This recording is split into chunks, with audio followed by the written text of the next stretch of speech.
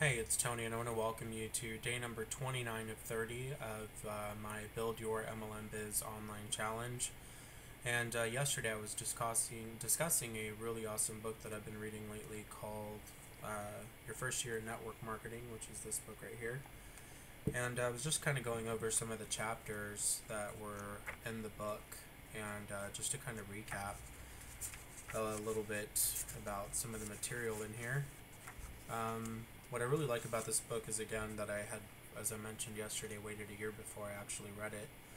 And we left off on chapter 3 yesterday, which was Dodging the Depression Torpedo, which is how to maintain enthusiasm in spite of inevitable setbacks that you will experience in your business. And chapter 4 kind of talks about, the title of it's Blocking the False Expectation Tank, and it says win through integrity rather than exaggeration.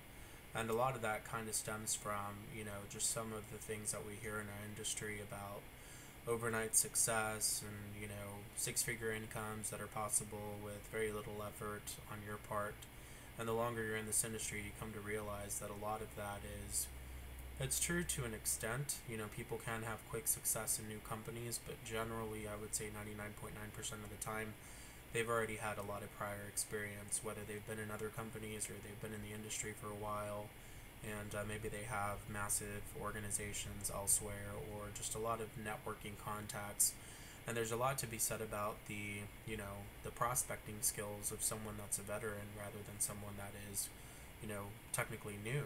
It's something that you have to grow into, shoes that you have to grow into fill.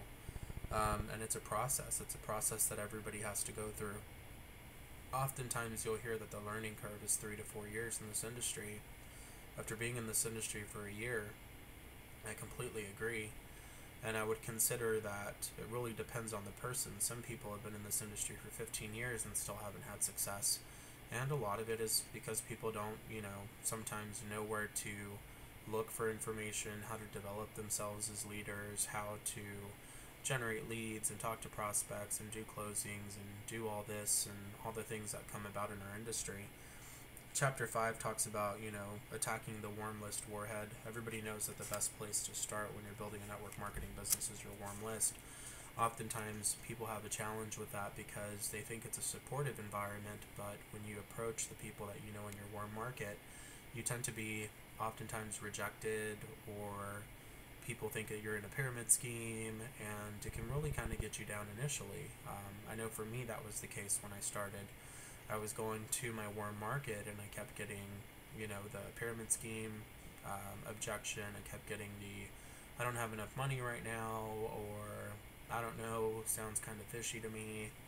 And, a lot of it just has to do with who you tend to socialize with. And funny enough, I don't really have the same warm market now that I did back then. It's completely different. And chapter 6 talks about fending off the scatter bomb, staying focused amidst all of the distractions. And that speaks a lot to me right now because I definitely lately feel like I'm being distracted.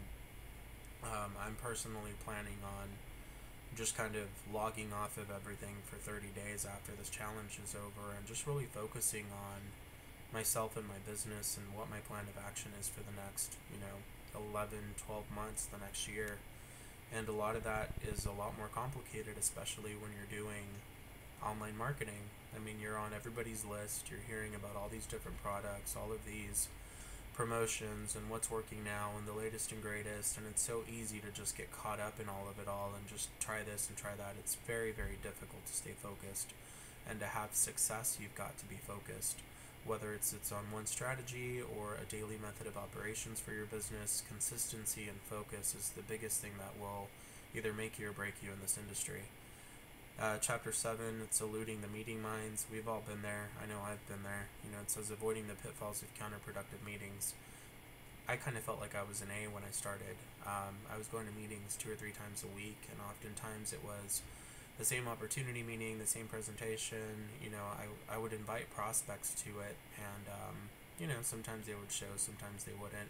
And we know it's a numbers game. The more people you get in front of the presentation, the greater the likelihood that you're going to have success and you're going to sponsor someone. Every business is different. Some businesses charge $500, others charge Like my business, it's 120. You know, some businesses charge $40.